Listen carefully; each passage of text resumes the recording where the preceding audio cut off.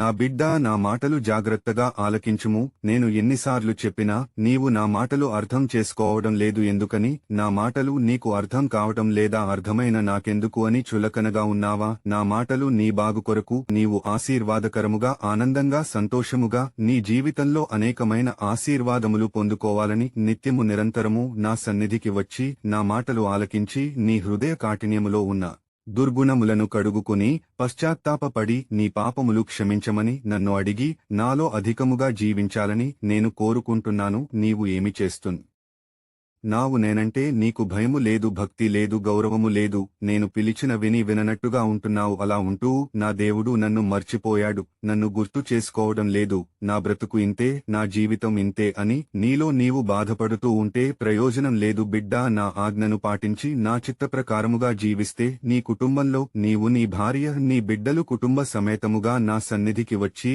నిత్యము నిరంతరము ప్రార్థనలో గడిపితే నేను నీ ప్రార్థన ఆలకించి నీ జీవితాన్ని 3 పువ్వులు 6 కాయలు కాసినట్లుగా విస్తరింపచేస్తాను. నా సన్నిధికి రాకుండా, నాకు ప్రార్థన చేయకుండా, నన్ను గుర్తు చేసుకోకుండా దేవుడు అది చేయలేదు, ఇది చేయలేదు అని నా మీద నిందలు వేస్తావేమో. ముందు నీ జీవితాన్ని మార్చుకుని, బ్రతుకుని మార్చుకుని, కుటుంబ జీవితాన్ని మార్చుకుని నా మాటలు నీ బిడ్డలకు బోధించు, నీ భార్యకు బోధించు. నిన్ను నీవు సరిదిద్దుకుని నా సన్నిధికి వచ్చి ఆదివారం కాని ఉపవాస దినాల్లో గాని నీవు నా సన్నిధికి వచ్చి మొరపెడితే నీ ప్రార్థన నేను వింటాను.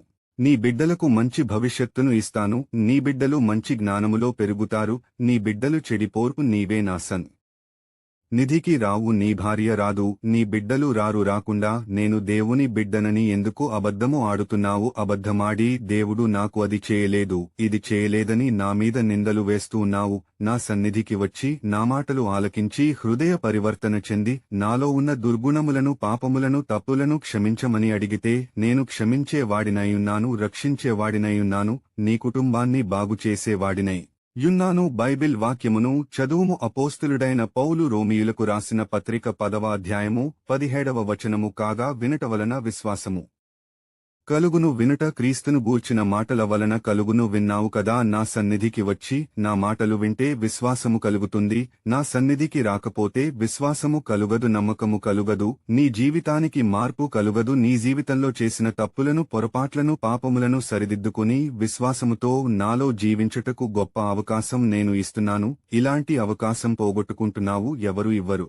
నేను అవకాశం ఇచ్చాను అంటే నేను నిన్ను ప్రేమిస్తున్నాను. ఆమెన్.